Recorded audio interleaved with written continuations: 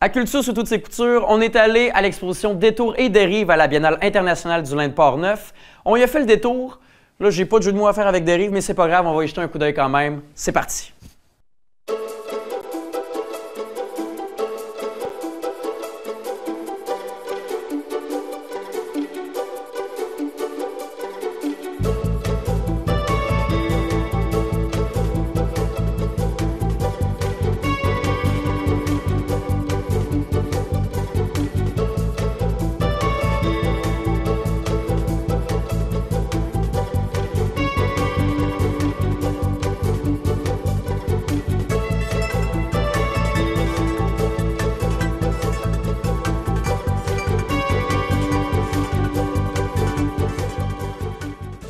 Présentement avec Dominique Roy et Evelyne Ferron pour la Biennale de lin de Port-Neuf.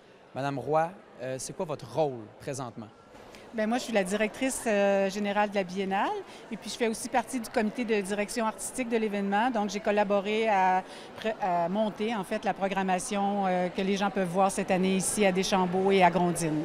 Et Mademoiselle Ferron, vous êtes la porte-parole. Le rôle d'une porte-parole dans un événement comme celui-ci, qu'est-ce que c'est? C'est de le faire connaître. Alors, on me choisit parce que j'ai une voix médiatique. Donc, je suis à Radio-Canada, à la radio avec Franco Novo. Je vais être avec Stéphane Bureau aussi au cours de l'été. Des fois, j'ai des présences médiatiques aussi à la télévision. Donc, comme j'ai un visage un peu connu dans le domaine de l'histoire et de la culture, bien, je m'en sers pour pouvoir utiliser mon droit de parole public, finalement, pour faire connaître l'événement, pour que les gens de l'extérieur de la région de Port-Neuf fassent « Ah, il y a ça à Port-Neuf, bien, on va prendre la 138 puis on va aller faire un petit tour puis on va visiter. » Vous êtes le visage, un petit peu, si on peut dire, de l'événement. J'aime mieux que les œuvres le soient. Oui. Je pense que le site web, nos réseaux sociaux mettent plus les œuvres en valeur et ça, c'est correct. Mais je dirais que je suis plus... porte-parole sera ma voix qui va, je dirais, porter les œuvres pour que les gens aient envie, en fait, de découvrir ça dans un village comme le nôtre et envie de se déplacer, surtout. C'est ça l'objectif, c'est d'essayer de les amener à dire... À sortir des cônes oranges. Sortir de Montréal. Oui, on est un peu tanné là, des cônes. Ici, il n'y en a pas. C'est que de l'art et c'est du très, très bel art. Madame Roy, si vous deviez décrire l'événement en quelques lignes. Oh mon Dieu, décrire l'événement en quelques lignes. Bien, écoutez, on demande aux artistes de travailler avec le lin parce que le lin a été très présent tout le long des villages qui bordent la vallée du Saint-Laurent, mais particulièrement ici dans la région où ça a été une des dernières régions où tous les savoir-faire liés à la transformation traditionnelle de la plante jusqu'au tissu étaient encore vivants. Donc, c'est pour ça qu'on demande aux artistes de travailler avec le lin. C'est à la douce mémoire de tous ces savoir-faire-là qui disparaissent tranquillement pas vite. Et puis aussi, c'est pour actualiser nos idées préconçues, entre guillemets, à propos du lin, sortir de l'image des linges à vaisselle puis des draps de lin de nos grands-mères. Ce que les artistes font, c'est incroyable. Ils nous amènent vraiment ailleurs. Ils ont des imaginations qui nous étonnent. Écoutez, ça fait plus de 200 artistes qui passent ici dans la région. De partout du monde, en plus. Partout, d'une vingtaine de pays, oui. Et puis, qui présentent des œuvres qui intègrent le lin, mais qui sont chaque fois différentes, chaque fois surprenantes. Donc, c'est un peu ce que les gens peuvent voir ici. De l'art contemporain lié au lin, qui nous aide à rafraîchir notre imaginaire. Et durant votre discours précédemment, je vous ai senti quelque peu ému. Ben non, excusez-vous pas pour ça, franchement. C'est un beau moment d'émotion. Je pense que tout le monde l'a apprécié. Qu'est-ce qui s'est passé en avant lors du remerciement des artistes? Bien, j'étais contente que, premièrement, qu'il y ait autant d'artistes qui aient été présents, puis même de très loin, pas juste des artistes québécois. Que les jeunes de Montréal soient venus aussi, ça m'a beaucoup touchée, qu'ils se soient déplacés.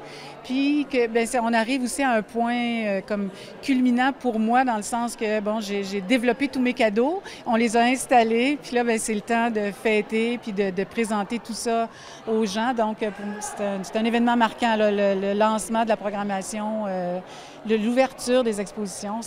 Puis là, bien, on arrive comme à un point culminant. Donc, puis c'est ça, c'est l'émotion qui m'est venue. Certainement. Allez-vous dormir comme un 24 heures en ligne les deux? Ah, moi, j'ai pas ce poids-là. Bien, écoutez, moi, ce matin, mon cadran a commencé à sonner à 7 heures, puis je me suis levée seulement à 8 heures. Je l'ai entendu seulement à 8h30. Vous avez snoozé? Je me suis même pas rendu compte. Bien, vous avez bien le droit, vraiment, à un événement, un succès. Félicitations, Evelyne Ferron, Dominique Roy. Bravo. Merci Thomas.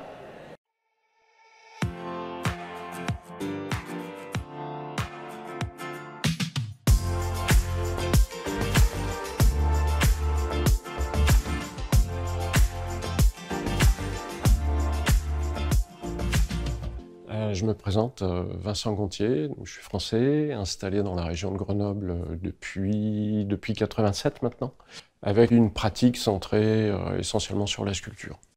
Travail de l'acier, avec aussi ce matériau de prédilection pour moi, le papier et le journal en particulier. Donc au début, une recherche de sculpture sur la technique de l'assemblage, en fait, avec une sorte de reconditionnement du journal, symboliquement pour moi. En fait, ce journal, c'est l'humain, c'est notre mémoire, c'est la vie quotidienne, c'est nos fragilités aussi.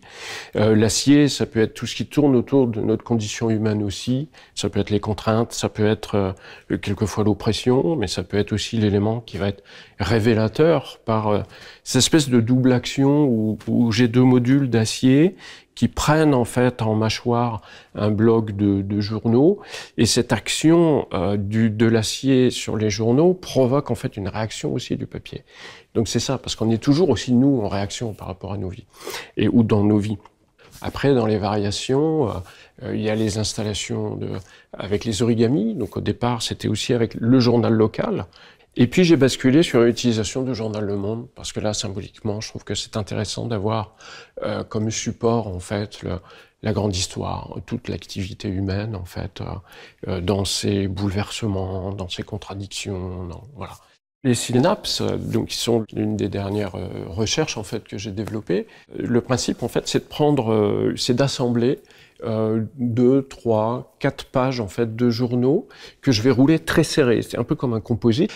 Moi, ce qui m'intéresse, c'est cette dynamique en fait un peu mise en réseau, d'aller développer en fait dans l'espace des volumes qui viennent jouer en fait avec l'architecture.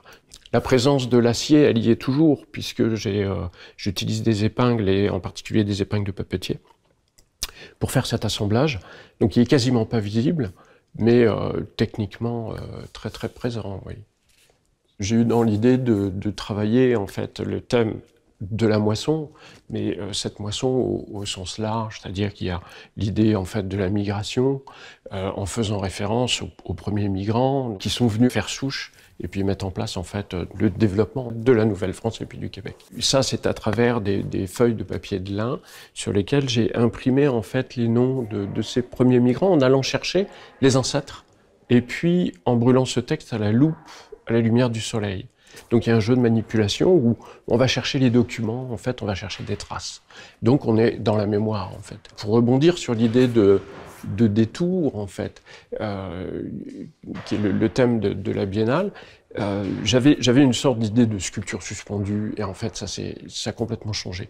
Parce que quand on arrive dans cette abside, on a plus de 20 mètres en fait d'espace, on a des grandes ouvertures, il y a ce grand tableau sur la nativité, et du coup en rebondissant en fait sur la composition du tableau, je me suis dit tiens, l'idée d'une boule comme accumulation, comme moisson des choses en fait, comme moisson de l'information, comme boule d'énergie aussi, et puis utiliser en fait ces bancs. Et en regardant ça de l'autre côté, j'ai vu comme des corps. Et je me suis dit, tiens, je vais faire comme des croquis dans l'espace qui font penser à des corps qui ont des positions anthropomorphes, méditatives, affligées, vautrées, concentrées. Voilà. Et qui, évidemment, sont en résonance avec cet espace-là, puisque il y a des espaces comme celui-ci, Dieu sait s'il y en a aussi au Québec.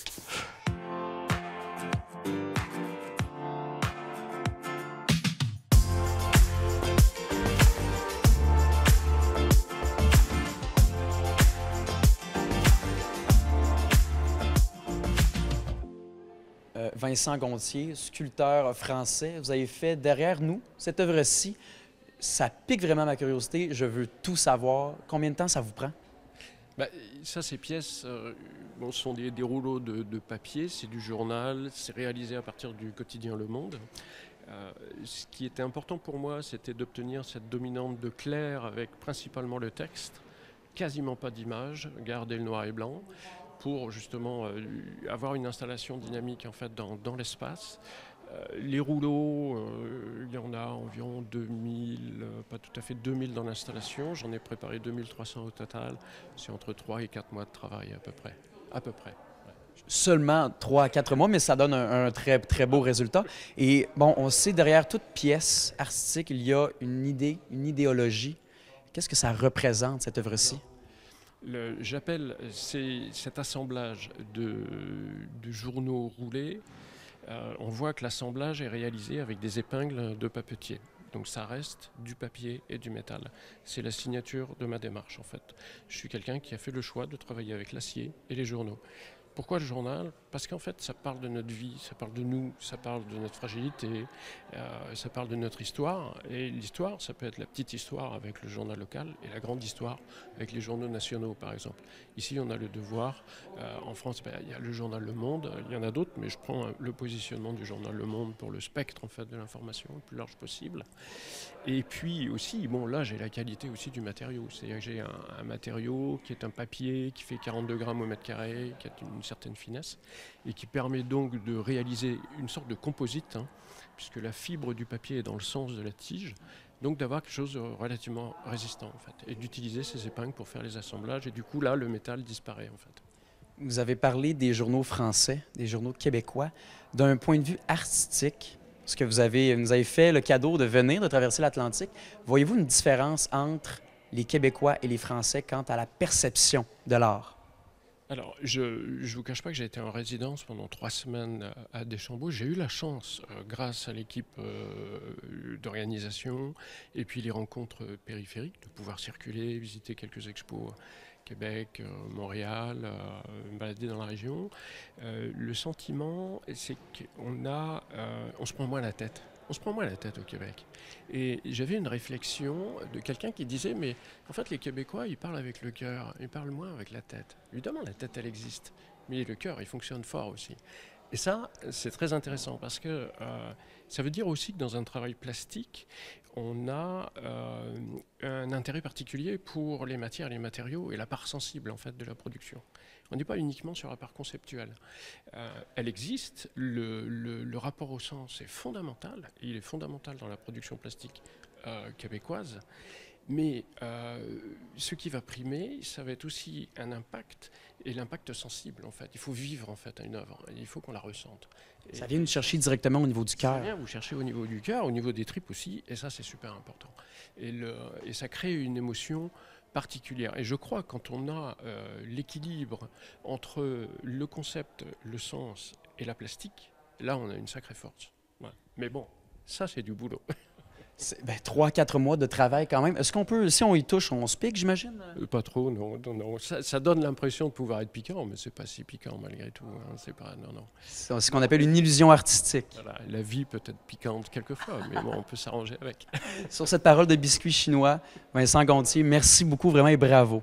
Eh bien, merci à vous. Merci à vous. On est très heureux de vous accueillir aujourd'hui à l'occasion du dévoilement des œuvres de Ruth Rosas et de Joana Bessé du Portugal. C'est dans le but d'offrir aux Portnevois les meilleures programmations liées aux arts textiles contemporains et de participer pleinement au développement de la région que nous nous faisons un devoir d'établir des liens avec tout événement qui fait la promotion des arts textiles. En 2016 et en 2018, nous avons donc participé à des colloques internationaux qui ont eu lieu à Guimarães, au Portugal. Ces activités étaient présentées dans le cadre de Contextile, un événement bisannuel qui partage avec la Biennale un même intérêt pour la diffusion des arts textiles de calibre international et qui propose des activités qui favorisent le dialogue entre le créateur et la communauté. Nous avons profité de notre participation à ces colloques pour établir avec les organisateurs de Contextile les bases d'une collaboration qui nous permet de vous présenter des œuvres de grande qualité réalisées par des artistes de réputation internationale associés aux arts visuels et aux métiers d'art. Le premier volet de cette collaboration a donc permis à 2 artistes portugaises de s'installer à Deschambault pendant une période de résidence d'1 mois qui a eu lieu en 2017, tandis que 2 artistes de la région de Portneuf, ayant participé à la Biennale, ont pu profiter des mêmes opportunités à Guimarães dans le cadre de Contextile 2018.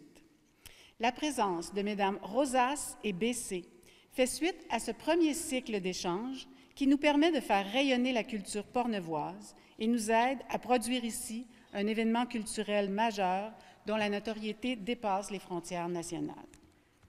Ruth Rosas et Joana Bessé ont travaillé en tenant compte de la thématique de l'exposition « Détours et dérives ».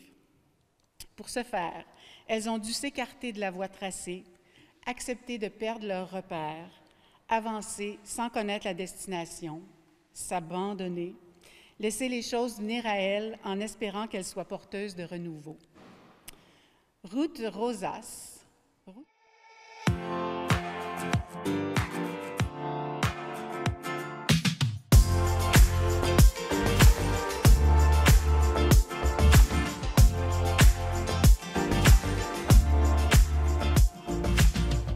So I'm Ruth Rosas. I'm from Portugal. I am a teacher in the Faculty of Fine Arts of Porto. I'm an artist, a sculptor. So the idea is to making a game between what I am and what we are, the animals, from one part of the animals, from the human, the condition of the humanity. So we are a part of the planet, and there's another part of the planet with the vegetables. So the lin, it's a very important textile fiber in the universe from the textiles. And it's because of us, it's like going out. And the towels now are not in lin, the things that you use are not in lin. In my work, I always work with my condition, like in myself, my experience of life, and my work, it's self-biographic, in a way that I am sometimes the body machine of the work. It's a body that it's not exposed body. It's a poetic body in that way. And the idea is to be something like I'm going to be inside the lin, so it's not to be a dress. Looks like, because it's in the beginning, only have the front, and it's going to be, I'm using a lot of different kinds of traditional ways of work with the lin. I use all the process, and the idea is to be in a place, I'm going to use an instrument from paint the lin, and it's going to be a balancer, something like that. And the idea is to be inside and have like imagine like a spider and I'm going out of the place, the animals go, and their nature stays. So it's like a game, it's a critical, but it's a poetical at the same time. I normally do it. It's I criticize, but without the political sense like that. I suppose art, it's for emotions and for sensibilities. So it's to touch sometimes like this. And it's not to be aggressive, the red, it's only to be more near than us. And it's going to be white in all the space.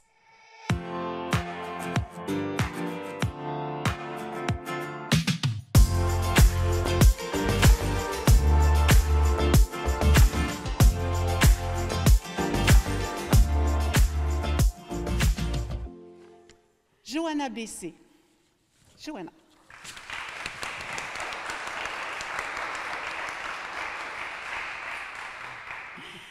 A une maîtrise en peinture de la Slade School of Fine Arts de Londres. Son travail a été exposé au Portugal, au Royaume-Uni, en Turquie, en Allemagne et au Canada. Elle est également professeure invitée à la Faculté des Beaux-Arts de l'Université de Porto. Sa méthode de travail est spontanée et très perméable à l'environnement, aux gens, à la culture et à la nature. Les œuvres qu'elle propose aujourd'hui portent sur la création d'une mythologie qui lui est bien personnelle, autour d'un personnage mystérieux, Longhair, qui voue un culte particulier aux rêves.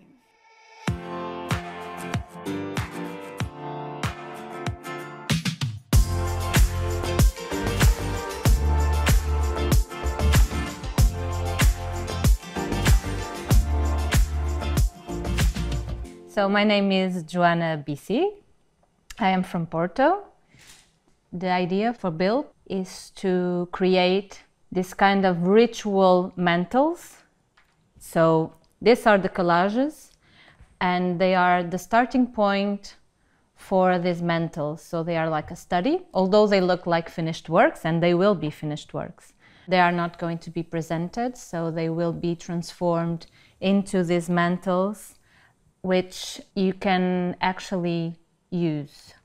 So they will be like ritual garments.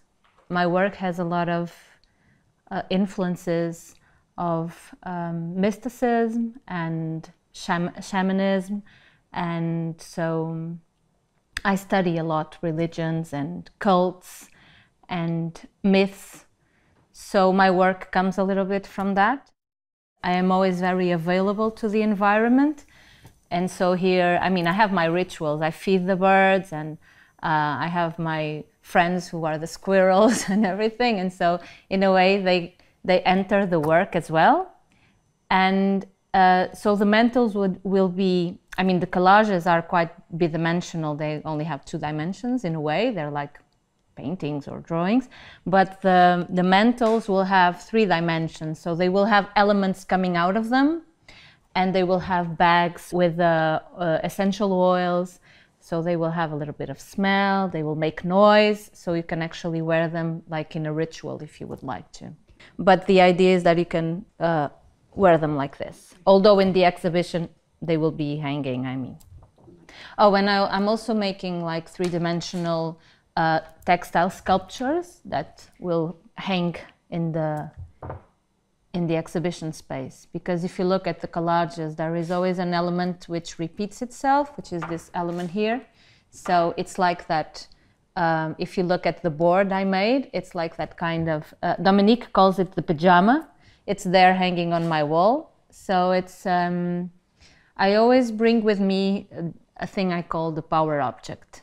So it's something that gives me strength in a way, and has an aesthetic characteristic that appeals to me. And when I was packing, that fabric there, that kind of pajama, it's actually the suit of a toy that I found in my grandmother's house. And when I looked at it, I was very enthusiastic about the shape. And when I was packing, I looked at it and I was like, oh, okay, you are coming with me because you will give me the starting point I need.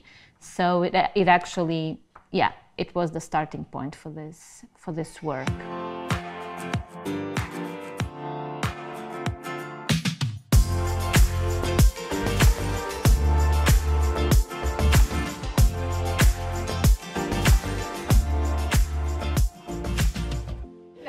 Portneuf est reconnue comme étant une région particulièrement dynamique en matière de développement culturel et touristique. Et cette reconnaissance est un élément phare de son image de marque à laquelle contribue la Biennale de belle façon. Pour y arriver, la Biennale peut compter sur le soutien indéfectible des instances régionales. Représentée aujourd'hui par M. Raymond Francoeur, préfet suppléant, je veux souligner l'important soutien de la MRC dont nous profitons à travers ses ententes avec le Conseil des arts et des lettres du Québec, avec le ministère de la Culture et des Communications pour le Fonds Patrimoine et Culture, sans oublier le Fonds de soutien aux projets structurants.